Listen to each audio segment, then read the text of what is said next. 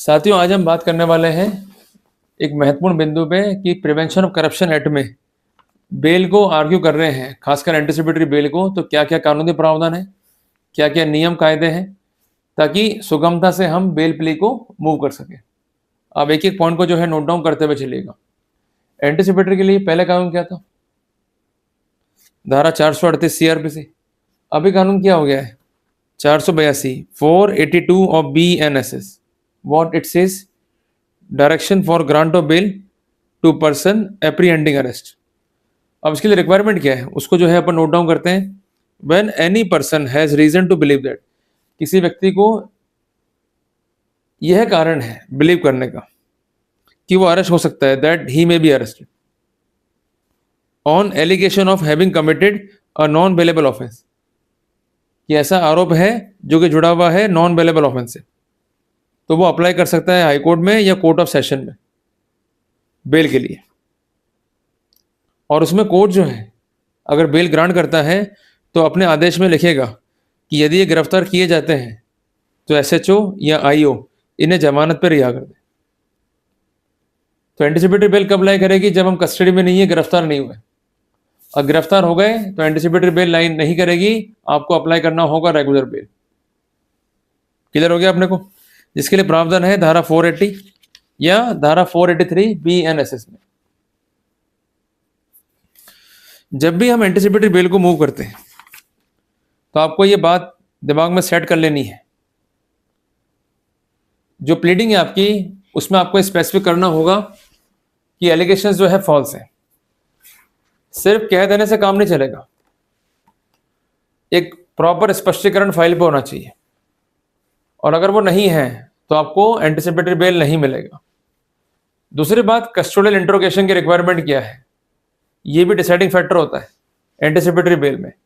तीसरी बात, आपका कोऑपरेशन, किस तरह आप कोऑपरेट कर रहे हैं। क्लियर है बात ये? और अगर तीनों बातें नहीं है, in that scenario you might have trouble. अब इसी के साथ साथ जुड़ी हुई एक प्रॉब्लम भी है जो कि बेस्ड है धारा 35 सब क्लॉज 3 BNSS पे। कई बार ऐसा होता है कि आप ACB या विजिलेंस या CBI के हाथ नहीं चढ़ पाते, तो वो आपको तलब करने के लिए धारा 35 सब क्लॉज 3 BNSS का नोटिस देते हैं। अब आप लोग जो है अपीयर नहीं होते हो और आपको एडवाइस ये मिलता है कि साहब आप जो है एंटिसिपेटरी लगा लो। मैं कहना चाहता हूं कि ऐसी गलती मत करें। अगर आपको नोटिस दिया गया है धारा 35 सब क्लॉज 3 BNSS का, तो गिरफ्तारी आपकी नहीं होगी मजिस्ट्रेट की आज्ञा के बगैर। क्लियर है बात है? तो जो टाइम और प्लेस दिया गया उस कॉन्टेक्स्ट में आप कंसर्न थाने में पहुंच जाएं, अपनी उपस्थिति को जो है दर्ज करा दें ताकि आपको दिक्कत ना हो। अगर आप ऐसा नहीं करेंगे you might be in a trouble. दूसरी बात यह कि धारा 35 सब क्लॉज 3 BNSS का नोटिस किसी भी इलेक्ट्रॉनिक कम्युनिकेशन से नहीं दिया जा सकता। ये मैंने क्या था, रिसेंट जजमेंट है ऑनरेबल सुप्रीम कोर्ट का दिनांक 16 जुलाई 2025 का। इसके अलावा जो शर्त दी गई है कानून में उसकी ओर भी जो है हमें एम्फेसाइज करना होगा। शर्त क्या है कि पहली बात, वो पर्सन जो है भागेगा नहीं। He shall be available for interrogation as and when required by the police official, कि जब भी जांच करनी है, कोई कार्रवाई करनी है मामले में, तो उसमें सहयोग करेगा आरोपी, भागेगा नहीं। ये प्लीडिंग आपको लिखनी होती है अपने पिटिशन में। किसी भी रूप में गवाहों को टेम्पर नहीं करेगा वो। क्लियर है? और ना ही कोई ऐसा उसने काम किया है जिसके आधार पर हम ये कह सकें कि प्रोसिक्यूशन जो है वो प्रिजुडाइज हुआ है। अगर आप प्लीडिंग को मिस करेंगे तो आपके पॉइंट्स जो है नहीं बनेंगे। सबसे महत्वपूर्ण बात, किसी व्यक्ति को जो है हम थ्रेट नहीं करेंगे या ऐसा कोई भी कृत्य हम नहीं करेंगे जिससे व्यक्ति प्रिजुडाइज हो। मैं खासकर बात कर रहा हूं उस व्यक्ति की जो कि एक्विंट है with the facts of the case, और वो फैक्ट्स उसे बताने हैं पुलिस को या कोर्ट को। कुल मिला के जो कोर्स ऑफ जस्टिस है उसको अफेक्ट होने से बचाने के लिए ये प्रावधान जो है दिए गए। पर आपको भी कोर्ट को अश्योर करना है कि मैं अपना एफिडेविट देने को तैयार हूं, मैं ये बात लिख के देता हूं, और अगर मैं गिल्ट पाया गया then definitely I would be responsible. ऐसे सिनेरियो में अधिकार होगा प्रोसिक्यूशन का या परिवादी का to move for cancellation of bail as per the protocol of section 483 sub clause 2 of BNSS। Clear हो गया अपने को? सबसे इंपॉर्टेंट बात, मुझ पर कंडीशन पे लगा दीजिए कि मैं इंडिया नहीं छोड़ूंगा, और आप एक काम कीजिए just to show your bonafide, अगर पासपोर्ट बना हुआ है तो सरेंडर कर दो उसको कोर्ट में। घबराओ मत। कारण क्या है कि जितना आपका सबमिशन क्लियर होगा उतना ही चांसेस ज़्यादा हो जाएंगे बेल को लेने के। क्लियर है? जहां भी कोर्ट कहेगा मैं जाने के लिए तैयार हूं, ताकि अपनी प्रेजेंस को, अटेंडेंस को मैं इंश्योर कर सकूं। जिस टाइम कोर्ट कहेंगे मैं उस टाइम जाने को तैयार हूं, जितनी बार कहेंगे उतनी बार जाने को तैयार हूं। पर यह मुकदमा झूठा है। ये आपका है बेस आर्गुमेंट, और ये हो गया आपका एडिशनल आर्गुमेंट। क्लियर हो गया आपको?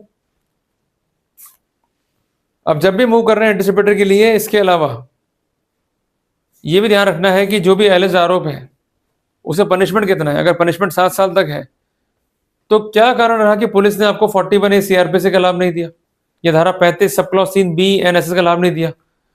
तो क्या आपने कोई ज्ञापन दिया पुलिस को? उसके बावजूद भी जो है आपको लाभ नहीं दिया जा रहा है, या कोई प्रार्थना पत्र दिया हो अपने SHO को? ये सब महत्वपूर्ण बिंदु हैं अटैक के, जिसपे ध्यान देना होगा। मैं आपको 3 जजमेंट नोट करवा रहा हूं ऑनरेबल पंजाब हाई कोर्ट के। तीनों में एंटिसिपेटरी बेल हुई है, और सबसे इंपॉर्टेंट बात है तीनों मामले हैं प्रिवेंशन ऑफ करप्शन एक्ट के। जजमेंट नंबर 1, राजीव कुमार बनाम स्टेट ऑफ पंजाब। जजमेंट है दिनांक 13/8/25। दूसरा है बलविंदर सिंह बनाम स्टेट ऑफ पंजाब।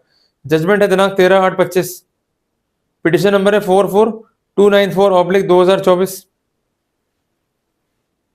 जजमेंट है विपिन कुमार बनाम स्टेट ऑफ हरियाणा। जजमेंट है 19/8/25 का। और इसके अलावा एक और जजमेंट है, काफी रिसेंट है, धर्मवीर सिंह बनाम स्टेट ऑफ हरियाणा। जजमेंट है 19/8/25 का। ये सभी जजमेंट है honourable Punjab and Haryana high court के। इसमें क्या हुआ था कि आरोपी पर FIR हुई धारा 7 PC एक्ट में, धारा 420 409 IPC में। आरोपी ने एंटिसिपेटरी के लिए मूव किया, पर यह बात ध्यान रखना आप कि जब भी एंटिसिपेटरी के लिए मूव करो, आपका ज्ञापन, प्रतिवेदन जो आपने दिया आयोग को, उसको बनाना आपको भाग अपनी बेल प्ली का, और ये कन्विंस करना है कोर्ट को कि मामला झूठा कैसे, हमने क्या बातें बताई आयोग को, और आयोग किस दिशा में जांच कर रहा है, so that we could submit the point that the IO is not willing to do the fair investigation। वो सिर्फ खाना पूर्ति कर रहा है, मिला हुआ है परिवादी से, और हमारे अधिकारों को अफेक्ट कर रहा है। जो राइट टू लाइफ और लिबर्टी का फंडामेंटल राइट हमें दिया है संविधान ने, उसको अफेक्ट कर रहा है। जब बेल मूव करी इसमें, तो कोर्ट ने ग्रांट कर दी है एंटिसिपेटरी आरोपी गण को इस पॉइंट पे कि इन्होंने ज्वाइन कर लिया investigation, and even they are not required for any custodial interrogation. तो इसलिए बार बार मैं कह रहा हूं कि जब भी आप लोग एंटिसिपेटरी मूव करें तो आपको यही शो करना है कोर्ट को कि we are cooperating, we have submitted all the information.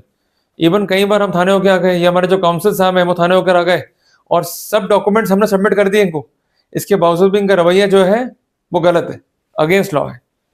तो इस पॉइंट पे इजीली जो है आप बेल को जो है ले पाएंगे। बट एक बात ये ध्यान रखनी है कि आपको ये स्पष्ट करना होगा why the allegations are false.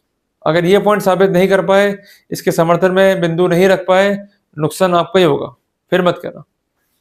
Clear है बात?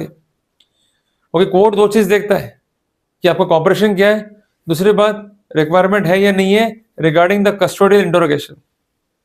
फिर उसके बाद कोर्ट देखता है कि जो भी एलिगेशंस हैं उसकी क्वालिटी क्या है, उसका नेचर क्या है, कि एलिगेशन स्पेसिफिक है, ओमनीबस है, और उस पर आपका स्टैंड क्या है, और आपने क्या क्या एफर्ट्स करे टू कोऑपरेट। क्लियर हो गया आपने को? तो मैं उम्मीद करता हूं कि मैंने आपको महत्वपूर्ण जानकारी दी है to move for anticipatory bail in cases concerning prevention of corruption act. जल्दी मिलते हैं एक नए टॉपिक के साथ। टिल देन, जय हिंद, जय भारत।